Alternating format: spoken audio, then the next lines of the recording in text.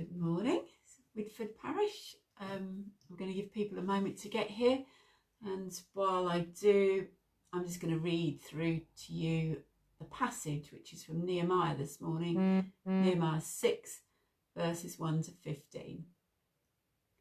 When word came to Sanballat, Tobiah, Geshem, the Arab, and the rest of our enemies, that I had rebuilt the wall, and not a gap was left in it, though up to that time I had not set the doors in the gates, Sanballat and Geshem sent me this message: "Come, let us meet together in one of the villages on the plain of Ono."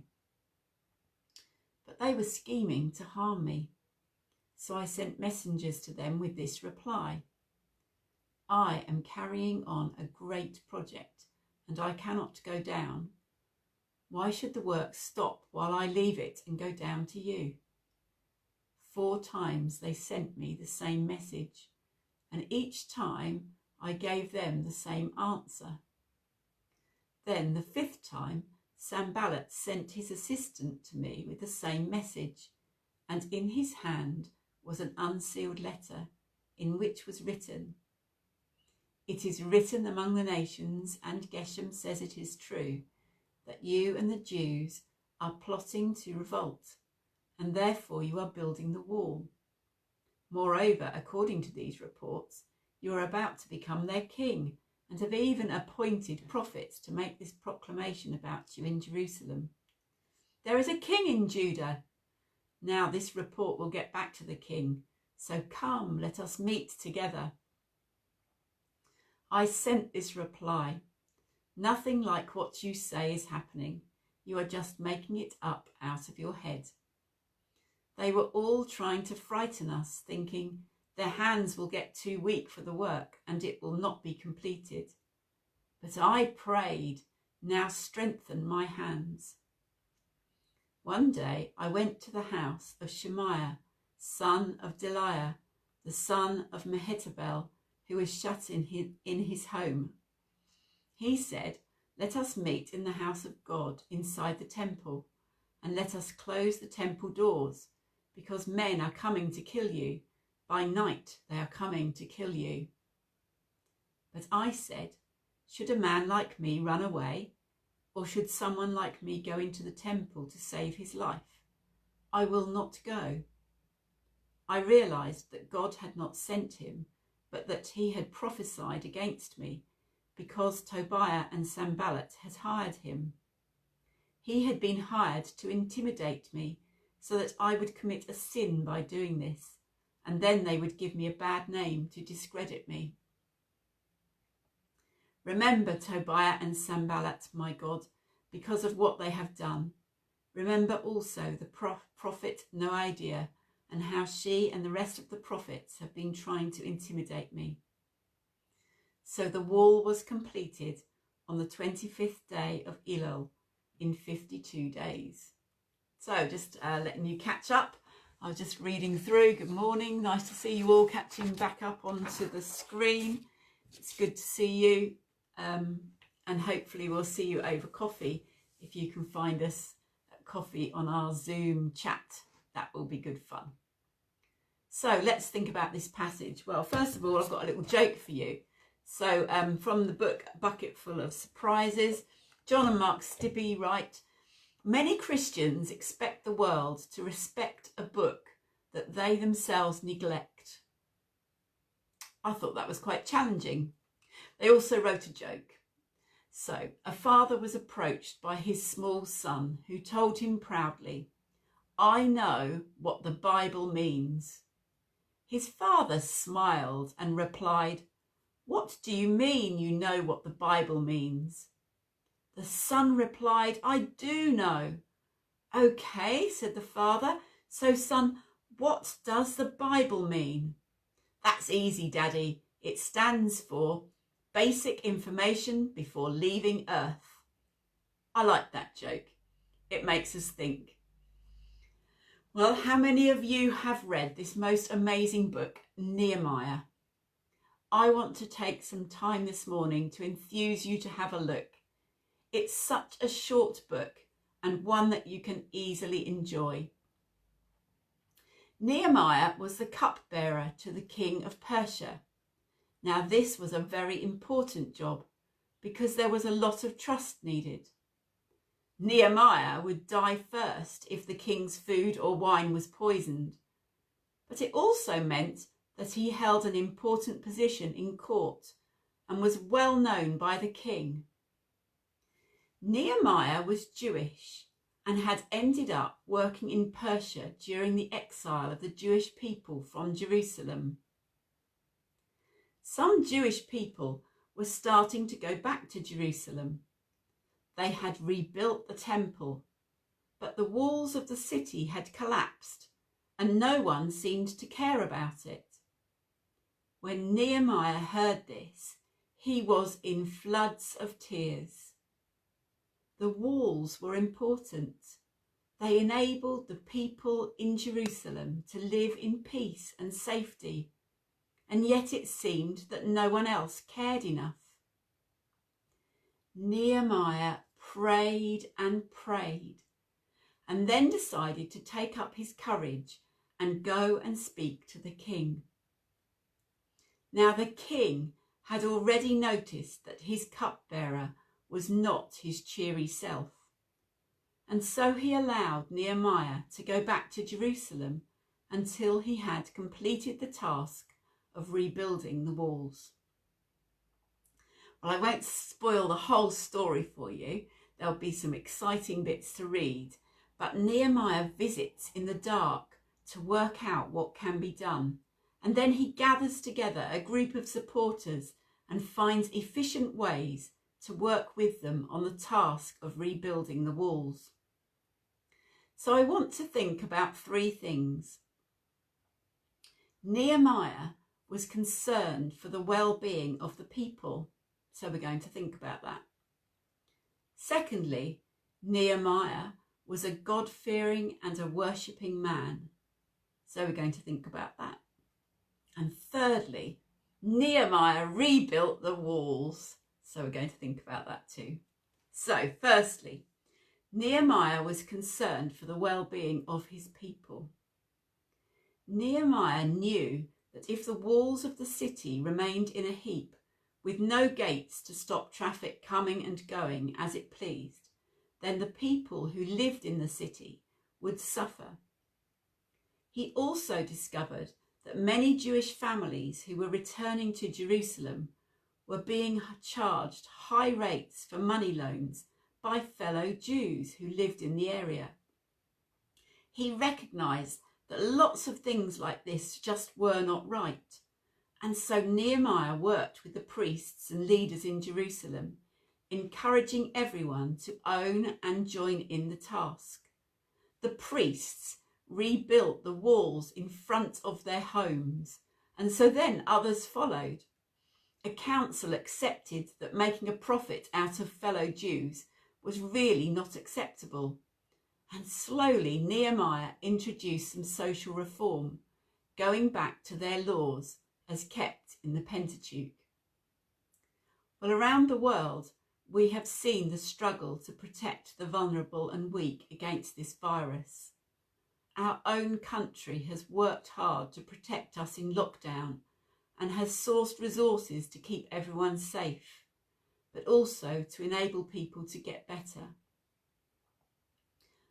I'm just going to name two charities. I could probably name 100, but Tearfund and Christian Aid are both advocates. They're voices for the poor in some of the poorest countries, and they are seeking support for their projects to provide hand pumps and improve sanitation at this time. They're working hard to educate the people about the virus so that they can understand what this is all about. Well, some people will be able to join in the work. Others will be able to help with funding. But all of us, like Nehemiah, can pray. So pray for our country and pray for countries with some of the poorest people living there, countries like Bangladesh. Secondly, Nehemiah was a God-fearing and a worshipping man. As often happens in a time of trial, the people had wandered away from God and were not really paying attention to their faith. Well, why would you if you'd been thrown out of your city and sent into exile? But people like Nehemiah had held on to their faith in all the trials of being exiled.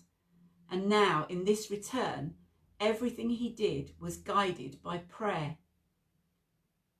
They met a lot of opposition to the rebuilding of the wall, but Nehemiah encouraged people to remain firm, to have courage, and to pray. Every time he met a challenge, he prayed, and God provided the answer. When the wall was under attack by those who did not want it, he put guards on duty and divided the workforce so that half were building the wall and half were on guard duty. Still there were concerns, and so he put a group of guards on lookout with trumpets which could be blasted if there was any threat of attack. All of this inspired confidence, and people started to return to prayer and got on with building the wall. I think as a community we have been very fortunate to see many people restored to good health through the power of prayer. Keep praying. In Chelmsford, our food bank needs our prayers. At the start of the virus, they called out for Christians to volunteer to work with them while our older generation self-isolate. They'd been the main workforce. This was a cry in prayer, and people have responded.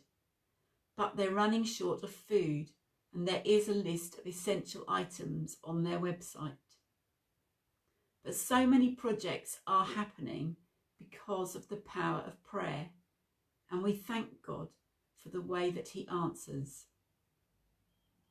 Sometimes I feel quite desperate, not sure where to turn, but it is amazing how stopping, even for a moment, a chance to throw up a prayer can be confidence building. And the wisdom for a future direction then seems to come. So keep praying, keep bringing everything to God. If you watched last week, you'll remember that I quoted from Michael Leunig and his little prayers and artwork. When I Talk to You is his book. And I just want to read you one of his poems, and then I'll show you the little art graphic that goes with it. Well, I'll show you that first, shall I? Sorry. There you go. So cute. God bless this little tiny boat, and me who travels in it. It stays afloat for years and years, and sinks within a minute. And so the soul in which we sail, unknown by years of thinking, is deeply felt and understood the minute that it's sinking. Well, that was quite powerful, and how a lot of us respond to God. And then thirdly, Nehemiah did rebuild the walls. Nehemiah recognised immediately mischief that was being stirred up to ruin him, so that he would be cast out and ridiculed before the wall was built. We can see it in the passage that we heard today. But Nehemiah knew that a lay person like him could not accept the offer of safety in the inner rooms of the temple.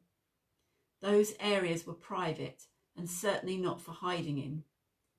Nehemiah, through prayer, through trusting in God, managed to dodge all the troublemakers. He kept his focus on prayer, and he managed to rebuild the walls in 52 days, not on his own. So I was thinking about us. What are we working on? And what does Nehemiah have to say to us about it?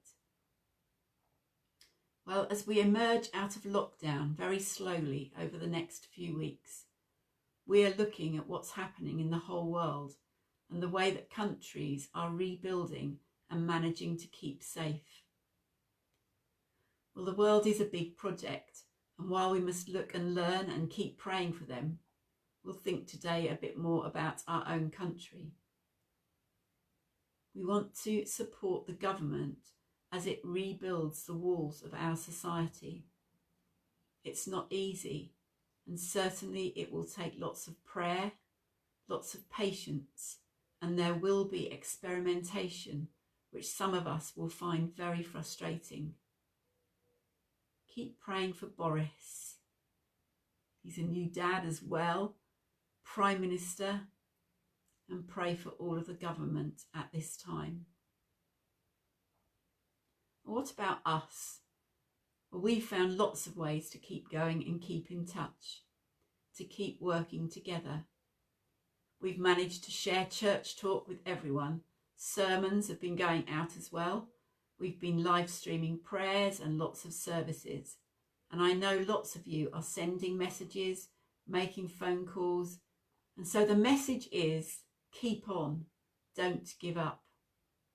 Some home groups are meeting on Zoom and the youth are under Jess, which is really great. PCC met that way too. During the lockdown, our windows at St Mary's have been repaired and should be replaced this week.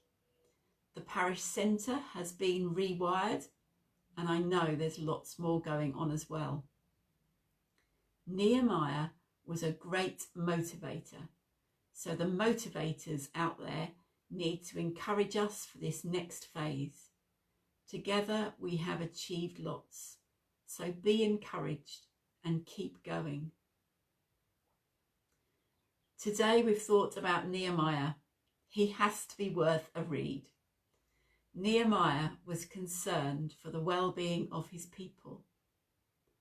Nehemiah was a God-fearing and a worshipping man. Nehemiah rebuilt the walls. Keep going, keep safe, and we will all adapt to the changes. And keep on with the work in the different ways that we can. And most of all, keep praying. Amen. Thank you for watching. Do join Jess for her live all age. Thank you.